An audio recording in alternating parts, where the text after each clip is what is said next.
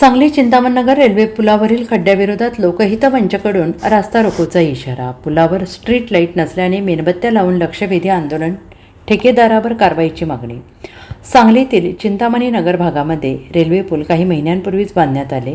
1 वर्षही झाले नसताना या पुलावर अनेक ठिकाणी मोठे खड्डे पडलेत आणि त्यामुळे नागरिकांच्या जीवाला धोका निर्माण झालेला। या खड्ड्याचा अंदाज न आल्याने या ठिकाणी स्ट्रीट लाईट नसल्याने अंधार असल्यामुळे अनेक वेळा अपघात झाले आहेत आणि याला पूर्णपणे राज्य शासन, रेल्वे प्रशासन, सार्वजनिक बांधकाम विभाग आणि महानगरपालिका प्रशासन जबाबदार असल्याचा आरोप नागरिकांनी केला आहे।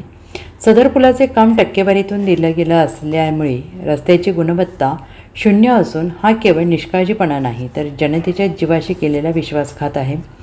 त्यामुळे या ठेकेदाराची चौकशी झाली पाहिजे।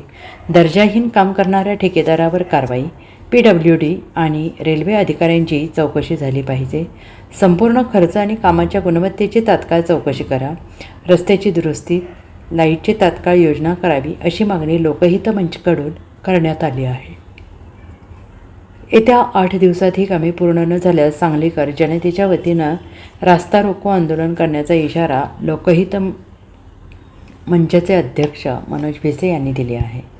म्हणजे सांगलीच्या वतीनं आम्ही जर चिंतामणनगरच्या ब्रिजवर आले, रेल्वे ब्रिजवर आले की ते निकृष्ट दर्जाचं काम इतर स्ट्रीट लाईट येत नाही। आज आम्ही लोकहितच्या वतीनं प्रतिकात्मक आम्ही मेणबत्त्या लावून आज आम्ही रेल्वेच्या अधिकाऱ्यांचा, PWD अधिकाऱ्यांचा आणि ठेकेदारांचा आम्ही लोकहित मंचामधून जाहीर निषेध केला आहे। तिथे एवढे खड्डे पडले ते जाणाऱ्या नागरिकांना त्रास होते। अपघात जर झाला तर याला जबाबदार कोणाने या रोडला पूर्ण स्ट्रीट लाईट नाही आणि या रोडचं काम आहे, कलर पण काम केलं नाही, त्याचं उद्घाटन पण आजपर्यंत झालं नाही। आमचा त्यांच्यावर आरोप आहे की बांधकाम विभागाचे अधिकारी आहेत आणि रेल्वेचे जे अधिकारी आहेत, ठेकेदार आहेत, त्यांची सखोल चौकशी झाल्यावर आम्ही शासनाकडे, मुख्यमंत्री देवेंद्र फडणवीस यांच्याकडे आम्ही करतो की या रोडची तातडीनं चौकशी झाली पाहिजे। किती निकृष्ट दर्जाचं रस्त्याचं काम झालं आहे आणि शिवेंद्रराजे भोसले साहेबांना पण आम्ही, जे बांधकाम मंत्री आहेत, त्यांना पण आम्ही मेल करणार आहे की या रस्त्याची सखोल चौकशी व्हावी आणि ठेकेदाराला काळ्या यादीत टाकावे अशी आम्ही लोकहित मंचावरून मागणी करतो। Bureau report, SBN Marathi, Sangli.